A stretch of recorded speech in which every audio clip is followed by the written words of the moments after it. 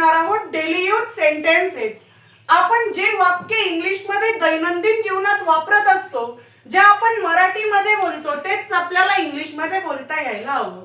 तर आजच्या व्हिडिओला सुरुवात करूयात. तर आपला पहिला सेंटेन्स आहे, मी आता शाळेत जात आहे. मी आता शाळेत जात. हे सर्व सेंटेन्स नोट डाऊन करून घ्या. आहे. आता आपण घेऊ पहिला. मीला आपण इंग्लिश मधून म्हणतो आय, आणि आय पहिला झाल्यानंतर शेवटचा घ्यायचा. आय लागला म्हणजेच आय ला आपण इंग्लिश मधून म्हणलं एम. I am. मग आता याच्या पुढे जात. जातला आपण इंग्लिश मधून म्हणतो गो, पण आपलं जाणं पूर्ण झालेलं नाहीये, म्हणून पुढे आपण वापर करू आयएनजी चा. म्हणजेच गोच्या पुढे आयएनजी वापरला म्हणून तो झाला going. Go plus ING equal to going. I am म्हणजेच असं वापस येताना आपल्याला पहिला मिळतोय जात, तर जातला म्हणलं गो आणि जाणं पूर्ण झालेलं नाहीये म्हणून पुढे वापर केला आयएनजी चा. म्हणजेच आपला सेंटेन्स इथपर्यंत तयार झाला, आय एम गोइंग. आता आपण एका जागेहून दुसऱ्या जागेवर जातोय, म्हणून इथे आपण वापर करणार आहे टू चा. घरापासून शाळेत, म्हणून आय एम गोइंग टू. आता कुठे जातोय, तर ते येणार आहे इथे. तर शाळेत जातोय. शाळेला आपण इंग्लिश मधून म्हणतो स्कूल. म्हणजेच हा सेंटेन्स तयार झाला, I am going to school. Okay. आता जर असं जमत नसेल तर एक ट्रिक सुद्धा याच्यासाठी, ती सुद्धा आपण आता बघू. तर पुढचा सेंटेन्स घेऊ आपण आता. कृपया माझ्यासाठी इथे थांबा. कृपया माझ्यासाठी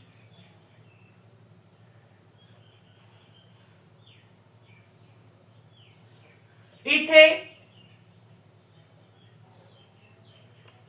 थांबा. तर सर्वात पहिला कोणता आहे त्याला आपण घेतो पहिले. किती अक्षरी वाक्य आहे, तर 1 2 3 4. मग आता सर्वात आधी आपण पहिला घेऊ, म्हणजेच कृपया. पहिला घेतो म्हणून खाली आपण सर्वात पहिले पहिला घेतो, आणि मग याच्यानंतर शेवटचा. शेवटचा जो पण राहतो तो आपण याच्या नंतर घेतो, म्हणजे चौथा वर्ड. म्हणजेच कृपयाला आपण इथे म्हणलं प्लीज, आणि मग याच्या नंतर प्लीज. आता थांबा. थांबा म्हणजे स्टॉप वगैरे नाही वापरायचंय आपण. तर आपण काय सांगतोय, त्याला आपल्यासाठी वाट पाहायला सांगतोय, म्हणून त्याला आपण इंग्लिश मधून म्हणतो वेट. म्हणजेच प्लीज वेट, आणि मग याच्या नंतर प्लीज वेट झाल्यानंतर फॉर. आता कोणासाठी थांबायचंय, तर माझ्यासाठी. त्याला आपण वापरतो मी. आय जर असेल तर तो पॅसिव्ह व्हॉइस मध्ये मी होतो. ऍक्टिव्ह पॅसिव्हचा जर व्हिडिओ पाहिला नसेल तर लिंक डिस्क्रिप्शन मध्ये दिलेली आहे. म्हणजेच प्लीज वेट फॉर मी, आणि इथेला आपण इंग्लिश मधून काय म्हणतो, तर हिअर. म्हणजे जास्त करून आपण फर्स्ट वापरतो, आणि मग लास्ट वापरतो, आणि त्याच्यानंतर वापस येतो. लास्ट नंतर हा थर्ड, आणि हा फोर्थ, सॉरी सेकंड. ओके. म्हणजेच हे राहतं सेंटेन्स स्ट्रक्चर. आता आपण आपला पुढचा सेंटेन्स पाहू. तर पुढचा सेंटेन्स आहे आपला, मला हा प्रश्न समजत नाही. मला हा प्रश्न समजत नाही. मला जरी असलं आणि मी सुद्धा असलं तरी आपण तिथे वापर करणार आहे आयचा, आणि मग आय झाल्यानंतर आपल्याला तो समजत नाहीये. जिथे वापर होतो नॉटचा तो सेंटेन्स राहतो निगेटिव्ह. म्हणजेच इथे जर आलाय नाही तर तो सेंटेन्स राहणार आहे निगेटिव्ह. म्हणजेच पहिला झाला, शेवटचा घेऊ. नाहीला इंग्लिश मधून म्हणतो आपण डोंट. I don't. आणि हा जो एन नंतर वरती कॉमा देऊन टी आलेला आहे तेवढा तो नॉट राहतो. ओके, म्हणजेच आय डोंट झाल्यानंतर समजतला इंग्लिश मधून काय म्हणतो, पहिला झाला शेवटचा झाला, आता असं वापस येऊ. समजतला इंग्लिश मधून म्हणलं अंडरस्टँड. मग कोणता प्रश्न समजत नाहीये, तर हा प्रश्न समजत नाहीये. हा, ही, हे याला आपण इंग्लिश मधून वापरतो दिस. म्हणजेच हाला आपण इंग्लिश मधून वापरतो दिस. आणि आता जे ऑब्जेक्ट आहे प्रश्न तो येणार आहे शेवटी, म्हणजेच दिस क्वेश्चन.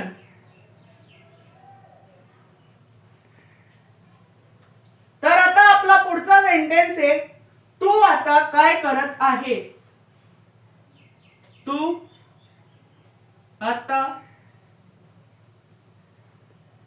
काय करत आहेस. हा काय विचारतोय, तर आपण तर प्रश्न विचारतोय. तू आता काय करत आहेस, तर याला कसं वापरणार आहे, काय जर आला तर तो राहतो WH क्वेश्चन. म्हणजेच त्याच्यात व्हॉट पहिले येणार आहे. व्हॉट. मग आता आहेस काय झाल्यानंतर आपण आता घेऊ शेवटचा. आहेस ला म्हणलं आर आणि कोणाला म्हणतोय मी, समजा समोरच्याला तू हा शब्द वापरतोय म्हणून तुला आपण इंग्लिश मधून म्हणतोय यू.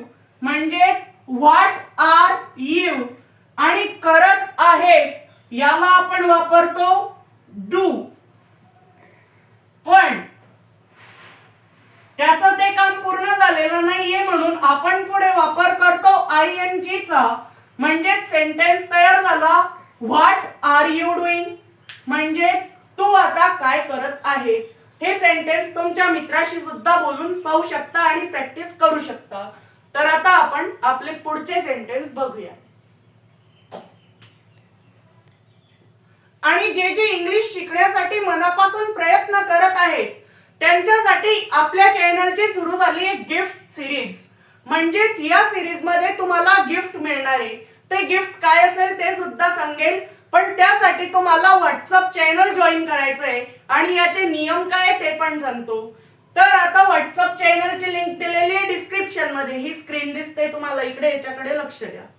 आता एवढं झाल्यानंतर हे जे तुम्हाला मोर नाव दिसतंय त्याच्यावर क्लिक केल्यानंतर डिस्क्रिप्शन ओपन होईल आणि याच्यानंतर व्हॉट्सअप चॅनल लिंक असा जो वरती मेसेज लिहिलेला आहे आणि खाली जी ब्ल्यू कलरची लिंक दिलेली आहे त्याच्यावर क्लिक केल्यानंतर तुम्ही आपल्या चॅनल मध्ये जॉईन व्हाल.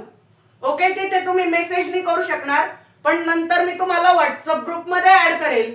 आणि गिफ्ट कसं मिळेल, तर व्हिडिओच्या मध्ये किंवा शेवटी तुम्हाला एक होमवर्क मिळेल की कमेंट मध्ये हे सेंटेन्स लिहा का काय करा. तर जे मुलं कॉपी न करता, कॉपी पेस्ट न करता तो होमवर्क लिहितील त्यांच्याकरता ही गिफ्ट सिरीज आहे. मग मिळेल किती मुलांना, तर आपल्या चॅनलचे 5 व्हिडिओ आल्यानंतर हे 3 मुलांना मिळेल. ओके, तर आता आपण आपले पुढचे सेंटेन्स बघूयात आणि कॉपी करायची नाहीये. तर आपला पुढचा सेंटेन्स, मी तुला नंतर फोन करीन. मी तुला नंतर फोन करीन. मी तुला नंतर फोन करीन. पहिला घेऊ आपण आता. तर मीला इंग्लिश मध्ये आपण काय म्हणतो, आय. पहिला झाल्यानंतर शेवटचा यायचा. नंतर करणारे म्हणजे तो काय राहील, तर फ्युचर टेन्स.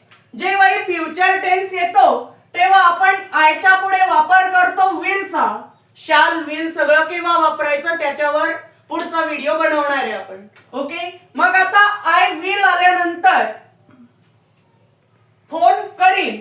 फोनला आपण काय म्हणतो, तर कॉल. I will call. कोणाला, तुला. म्हणजेच आता ज्याला करायचं आहे तो येणार आहे इकडे समजा इथे जर कोणाचंही नाव असतं तर ते याच्या नंतर आलं असतं, पण तुलाय म्हणून आपण इथे वापरणारे यू, म्हणजेच हे झालं आय विल कॉल यू आणि मग फोन करीन. केव्हा करीन? नंतर. नंतर म्हणजे तिथे आपण काय वापरणार आहे तर लेटर. Okay, letter. लेटरचं स्पेलिंग हे नाहीये. ह्या लेटरचा अर्थ होतो पत्र. मग आपल्याला कोणतं लेटर वापरायचंय तर LATER. ओके, म्हणजेच या लेटरचा अर्थ होतो नंतर. म्हणजेच हा सेंटेन्स तयार झाला I will call you later. तर पुढचा सेंटेन्स आहे आपला हे काम खूप महत्वाचे आहे. हे काम खूप महत्वाचे आहे. आता हेला आपण इंग्लिश मधून काय म्हणू? दिस. पहिला झाल्यानंतर शेवटचा घ्यायचा. दिस लागला म्हणजेच आयला आपण म्हणतो is. This is.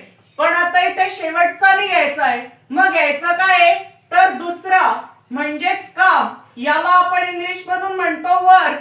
This work.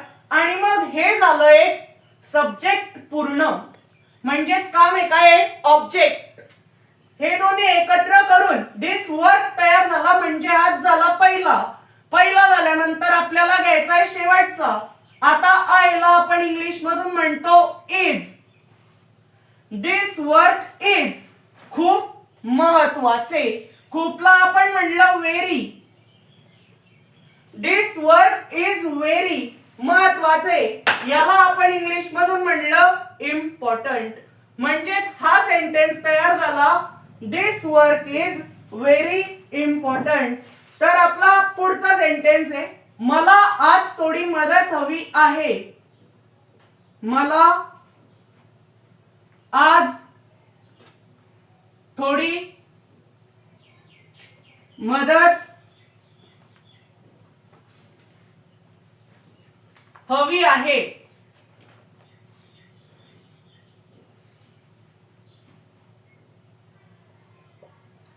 मग आता ह्या सेंटेन्सला इंग्लिश मधून कसा लिहिणं घेणार आहे तर आता मला याला इंग्लिश मधून म्हणलं आय. मग आता त्याच्या मदतीची आपल्याला काय तर गरज आहे. गरजला आपण इंग्लिश मधून काय म्हणतो? याच्यात गरज शब्द दिसत नसला तरी आपल्याला गरज आहे असंच त्याच्यात दाखवायचं आहे. म्हणून मग पुढे आपण वापर करू. गरजला इंग्लिश मधून म्हणतात नीड. म्हणून पुढे आपण घेऊ नीड. I need. थोडी म्हणजे सम. थोडीला आपण इंग्लिश मध्ये म्हणतो सम. आय नीड सम. मग आता मदत याला आपण इंग्लिश मधून म्हणू हेल्प. केव्हा हवी आहे तर आज हवी आहे. आजला आपण इंग्लिश मधून काय म्हणतो तर टुडे. आणि कालच्या दिवसाला एस्टरडे आणि उद्याच्या दिवसाला tomorrow. Okay, I need some help today. आणि मग याच्या पुढचं आहे चला वर्ग सुरू करूया.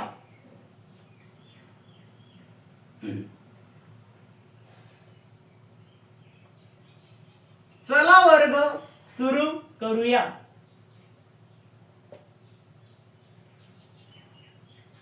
चला वर्ग सुरू करूया. Let us.